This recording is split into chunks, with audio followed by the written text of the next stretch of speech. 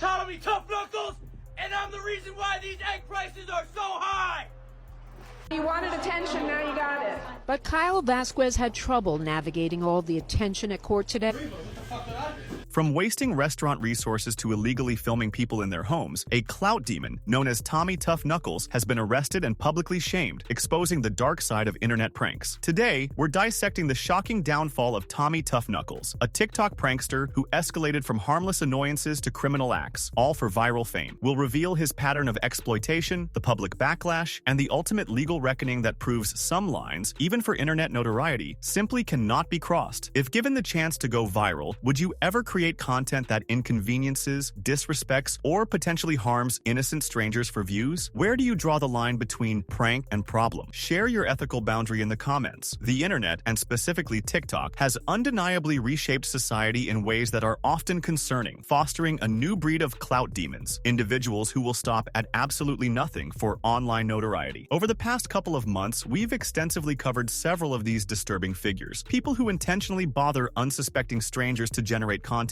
A few months ago, we dissected the actions of WolfieKlieti, a creator whose content was so extreme it bordered on the psychotic. Thankfully, WolfieKlieti was ultimately arrested for his terrible content and, as of 5 months ago when that video was made, remained in custody. However, the online ecosystem often adheres to a grim principle. When one clout demon falls, another inevitably rises to fill the void. Only a few months after WolfieKlieti's incarceration, a new figure emerged, Tommy Tough Knuckles. Visually, he presents a striking resemblance to a hypothetical version of Jack Doherty if he never blew up on YouTube and instead developed a crippling Taco Bell addiction. While Tommy Tough Knuckles' initial pranks weren't nearly as dangerous as WolfieKlieti's, the underlying intent to exploit others for views was equally troubling. Tommy Tough Knuckles' early forays into pranking, while undeniably annoying, initially appeared relatively harmless. He began by targeting Subway restaurants, engaging workers in bizarre requests. A classic example involved him repeatedly asking a Subway employee for an excessive amount of pickles. "Can I just get some pickles? Can I get you more? You want a dressing menu or anything? No. Could I just keep getting more pickles? Yeah, that's a little excessive. Can I get some more pickles? That's it? I can't get more? Number why? It won't fit. What do you mean it won't fit? On the surface, this might seem innocuous. However, the unseen consequence of such pranks is far from harmless, a reality often overlooked by the dumb sheet children that watch this content. Every food service company, especially franchises like Subway, operates on razor-thin margins and is extremely stingy about where their food is going. They meticulously track absolutely everything. This seemingly minor act of wasting pickles could, for a minimum wage worker, have serious repercussions. An anecdote vividly illustrates this point. Working long hours at a restaurant for barely above minimum wage, relying on tiny bowls of soup for lunch, only to be told by a callous boss to throw the soup in the garbage or go home, rather than consume company resources. This highlights that for the Subway worker, wasting pickles could translate into direct disciplinary action, or even, for all we know, the loss of their job, purely because these three douchebags thought it was hilarious to prank him. The prank escalated when the Subway worker refused, leading Tommy and his friends to berate him, shouting, "I can't eat that if it doesn't have enough pickles. Get the phone out there. How's that? It's just pickles." "Yeah, it's just pickles, buddy. Get the fung out, the three of you then." After a period of these relatively minor Subway-style pranks, Tommy Tough Knuckles, whose real name is Kyle Vasquez, evidently felt the need to up the ante. His new tactic involved preying on people's kindness and willingness to help. He would approach unsuspecting workers in various businesses, claiming his friend got stuck in the bathroom stall and asking for their assistance. "Hey, yeah, my friend is stuck in there. He can't get out. He can't get it open." The premise was simple. A friend would be inside a stall or changing room pretending to be trapped, and Tommy would record the unsuspecting employee's efforts to help. While one could argue that these pranks are harmless given no random person is truly trapped, they are, unequivocally, a shammy thing to do to somebody, especially to individuals who are simply trying to do their job, often for minimum wage, and who definitely didn't volunteer to be in this video. These unsuspecting workers are then thrust into an embarrassing moment, recorded without their consent, and subsequently uploaded for millions and millions of people to see. One particular video garnered an astonishing 22 million views in less than 30 days. The cruel irony is that Tommy likely approached a lot of people with this prank, but only the nicest, most generous people that he asked were the ones that said yes, making them the unwitting targets of his exploitation. A poignant example involved a kind employee at Planet Fitness who appeared completely devastated after realizing he'd he'd been pranked. What the fee mirror? Sorry, I know this is weird. Sorry, what the fee mean is going on? Who the fee man are you? I work here. My name is Joel. I have no idea who that guy is. Sorry, I know this is so weird, but like, what the fuck's going on? I thought you two were together? No, bro, I don't know this